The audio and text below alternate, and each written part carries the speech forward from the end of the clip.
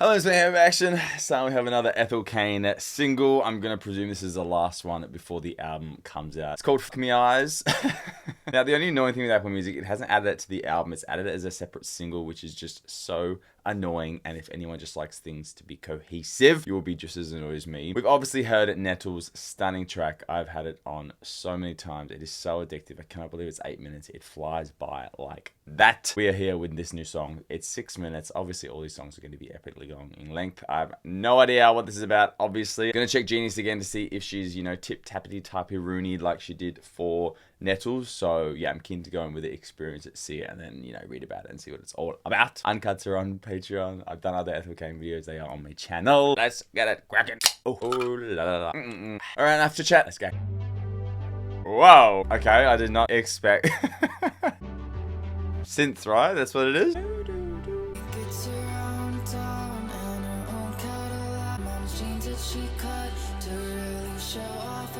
Hey. This little Miss Ethel going out.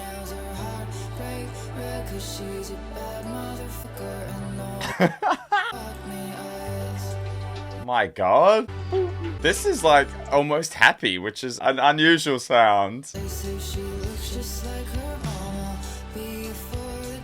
Ooh. Yeah, I love this.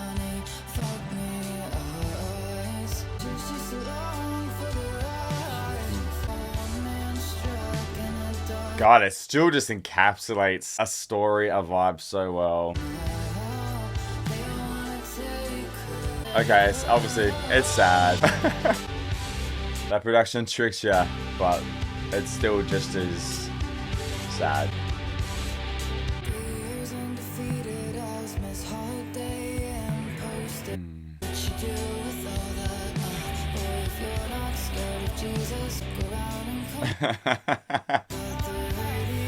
Hey.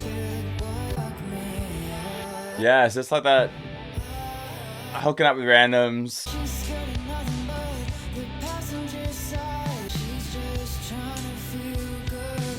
And like trying to like fill the void that you're missing with sexual encounters.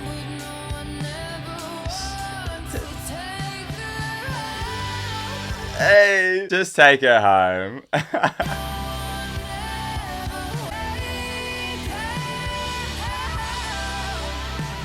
Yes.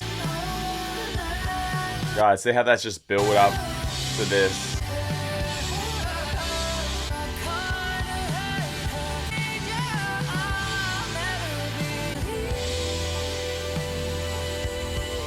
God. The bloody voice. God, all that production, just like...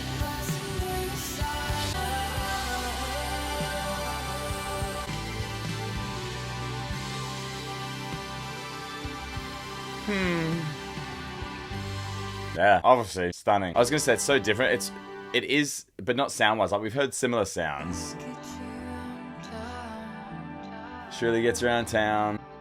The way she can just build these songs and they just have such a climatical reach, it's so cool. I'm so excited to see how this is going to fit in the album, like where it is, song number wise. Stunning, obviously, so different on, like different but not. Obviously, it has those American teenager vibes in terms of that like pop realm, I suppose. Like I say pop so loosely there. Not what I thought it was going to sound like at all. To start really caught me off guard. So I'm keen to hear, like I said, how it's going to fit within the album and just this storyline. All right, Miss Ethel Cain has jumped on. She's done some verification. She's co-signed it. She purposely entirely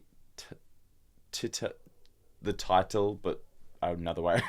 Hit it until the day of the release. Second single, yeah, that synth pop sound, previous tracks Crash American Teenager. Song arrives as a drastic change from the lead single Nettles, literally. It was teased back in 2020, short Instagram, like snippets, TikToks, videos. Apparently, Marley's manager was actively misleading comments to reserve some sort of release date. Very cute. The song narrates Ethel's tumultuous emotions towards Holly Reddick, a fellow classmate constantly hanging out with Willoughby Tucker, who Ethel assumes to be in love with a girl. What? This one's for you, Kim Carnes. Who's the hell is Kim Carnes? Both the subject matter and its use of synth intend to be reminiscent of Oh, Betty Davis eyes. Oh, Kants, as in Kim Kants, who wrote that. Okay. It's commonly used as a slang term that refers to a particularly kind of intense seductive glaze that usually cultivates any of the lust. Yes, yes, yes. Let's dive into the lyrics. I mean, it is kind of self-explanatory, right? Oh, so Ethel co-signed this. Ethel finds tension between the two faces of her classmates. Holly rhetoric presents day and night from the club, letting loose around boys and to church to the rest of the community. She's kind of a bit of a two-faced chickadee, or like, I guess she can change her perception. There's a twinge of jealousy or judgment, and how these parallels are drawn by Ethel. Clubs often seen as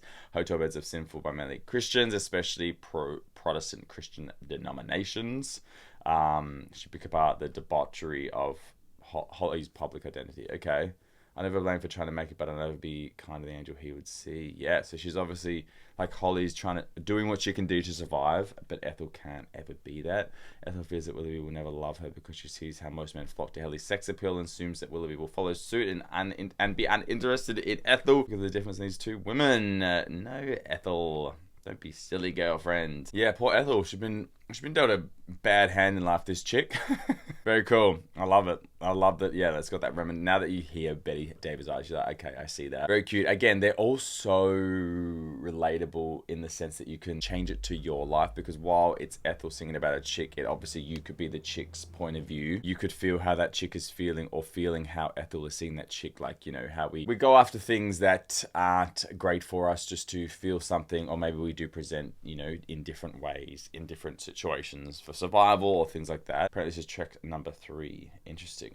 It's so hard because I always just go into the realm of I'm thinking it's Ethel singing about her, but obviously it's not always, and this album probably won't be like that. So, but I also like that I go in not knowing much about it, because then you really build your own thoughts and, you know, feelings, and you relate to it in different ways rather than knowing exactly what it's about going into it, because I don't know. I like what I do. Just going in blind. I love that Ethel's jumping on Genius though and co-signing some of these things and like verifying stuff. You know, that just again adds such an extension to the world. What do you guys think of the song? Obviously drastically different to Nettles. I think if you like Ethel, you're probably going to vibe both, but which one do people prefer? I think it really depends on your mood. This one really is still quite sad, but it does give you that niceness or nicer feel, I suppose. But then the ending, you kind of just left there, you're like, yeah, life sucks. Like, yeah. So, I don't know. Let me know what you think down below. Uncut's on Patreon. As always, go check out my other videos. Other than that, there you go.